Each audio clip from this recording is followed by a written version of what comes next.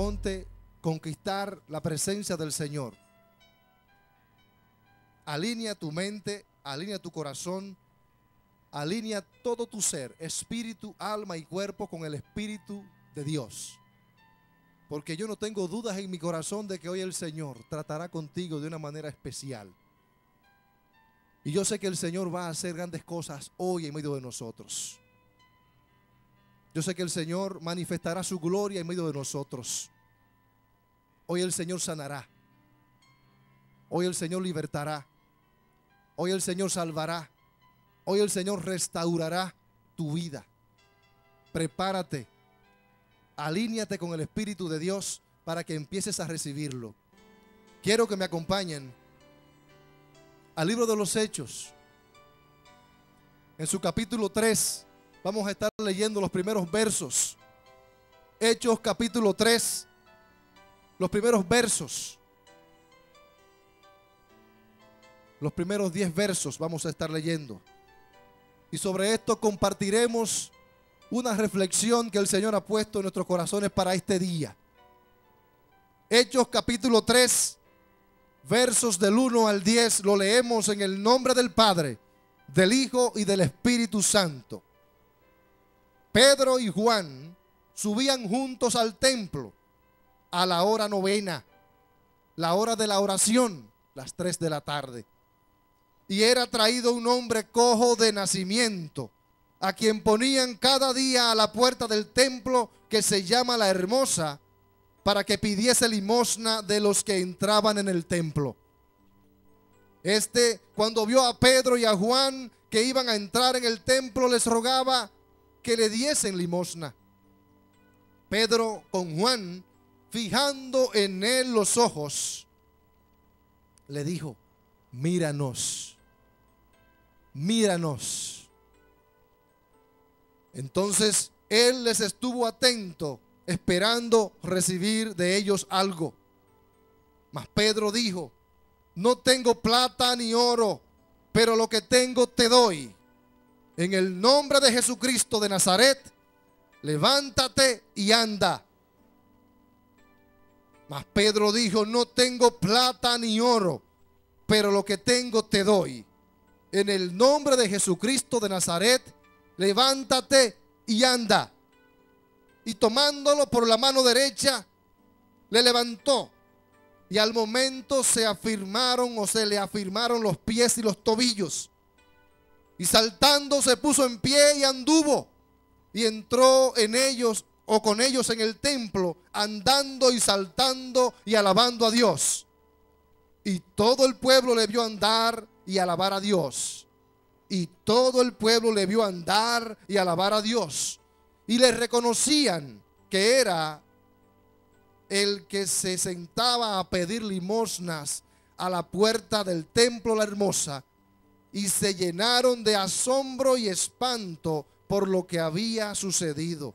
Y se llenaron de asombro y de espanto por lo que había sucedido. Padre, gracias por tu palabra. Espíritu Santo, haz como quieras. Enséñanos, revélanos la esencia de esta tu palabra. Nos encontramos con este pasaje con los hombres del momento, Juan o Pedro y Juan, quienes días antes estaban en el aposento alto obedeciendo el mandato de nuestro Señor y Salvador Jesucristo, que le dijo: quédense en Jerusalén hasta que haya venido sobre vosotros el Espíritu Santo, el Espíritu de la promesa, hasta que puedan ser empoderados.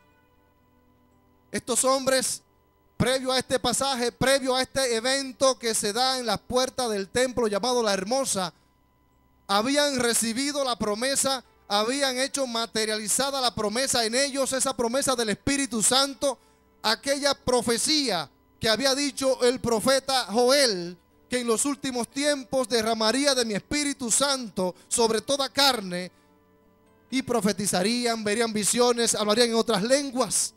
Pero no tanto eso, sino aquella promesa que el mismo Señor Jesucristo les había hecho, les había recordado. quédense ahí en Jerusalén para que reciban la promesa de mi Padre, la cual yo os enviaré para capacitarlos, para que puedan iniciar este ministerio, para que ustedes puedan en mi nombre hacer lo que yo les enseñé. Y estos hombres, llenos de la gloria de Dios, llenos del Espíritu Santo, porque todos conocemos lo que pasó en el capítulo 2, que estaban todos unánimes orando, tal y como les había pedido el Señor Jesús, y de repente viene un estruendo como de viento recio, dice la Biblia.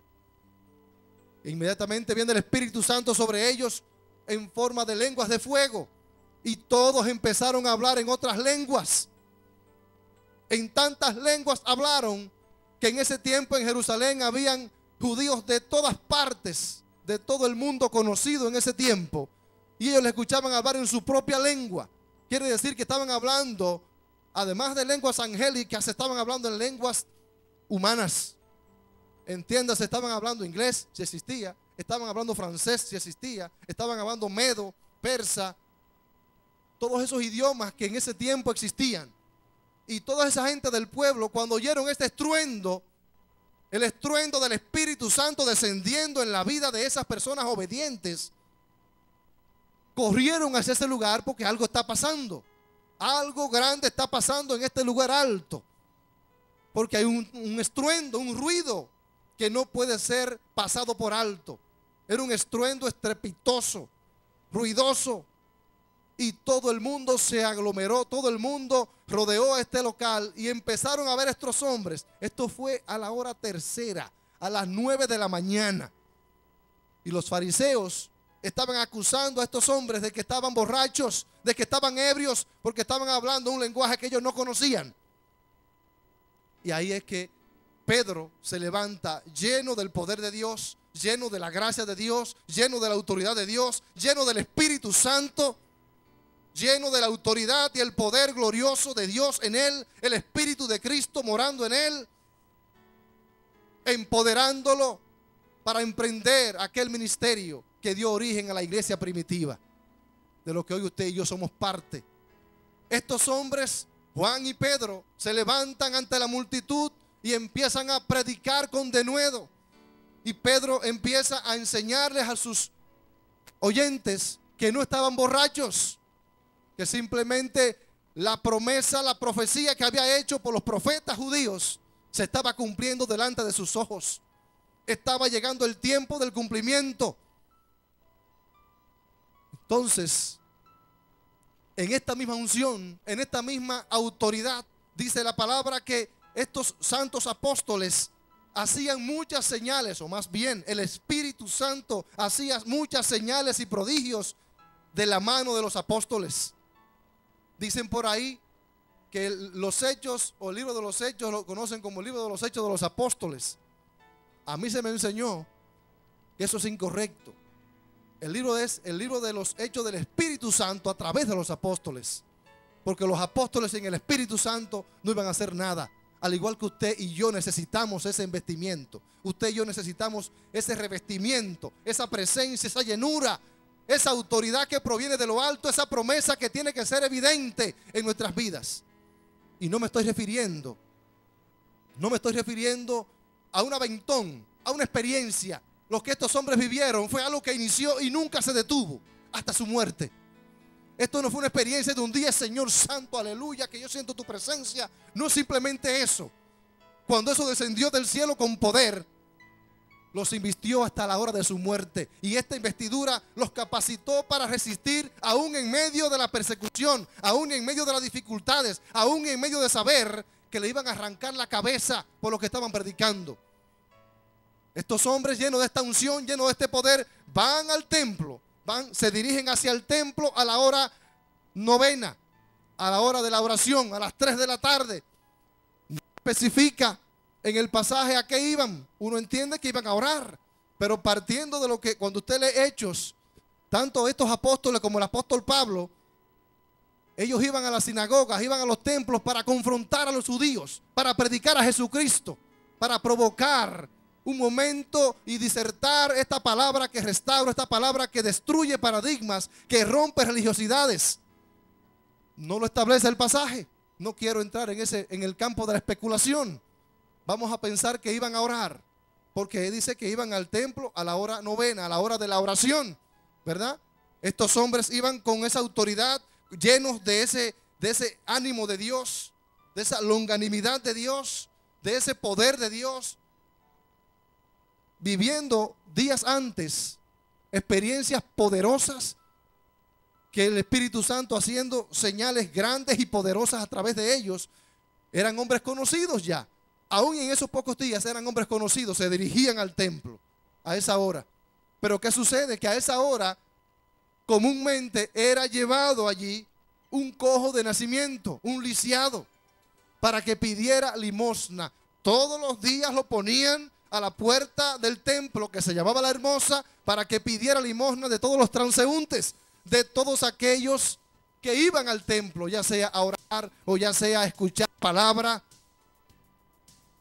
Lo ponían a las puertas. Todo el que pasaba por ahí era interpelado por este hombre. Y esto me recuerda a los tantos que tenemos en nuestro país, en nuestra ciudad de Santiago. No puedo decir que este cojo tuviera de esto un negocio como lo tienen aquí en Santiago y en otras provincias del país, que usted ve las personas repartiéndolos en la mañana temprano, cuando aún es oscuro, dejándolas en las esquinas claves, para luego a las 6, 7 de la noche recogerlos y repartir el botín.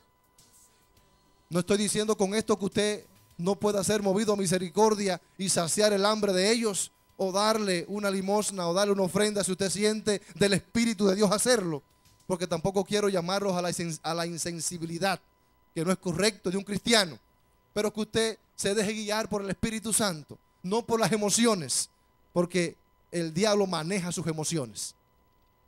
Le ponen caritas de pena, caritas de angustia, caritas de hambre. Y tan solo un ejemplo les doy. A veces uno camina por ahí, mi esposa y yo, lo que andamos es con un par de paquetes de galletas. Porque a veces vienen niños, te ponen los niños descalzos, sin camisa, una cara de tristeza para que a ti se te rompe el alma y tú tengas que desembolsillar 100, 50 pesos, 10 pesos, lo que tengas en el momento. ¿Qué tú tienes? ¿Hambre? Ah, pues toma un paquete de galletas. Si es hambre que tú tienes, come. Yo mismo he hecho y le he comprado comida. Me he devuelto y le he comprado un servicio de comida. Y esto lo digo para enseñanza, no para gloriarme. El Señor lo sabe. ¿Por qué? Porque a veces nosotros alimentamos esa práctica indebida.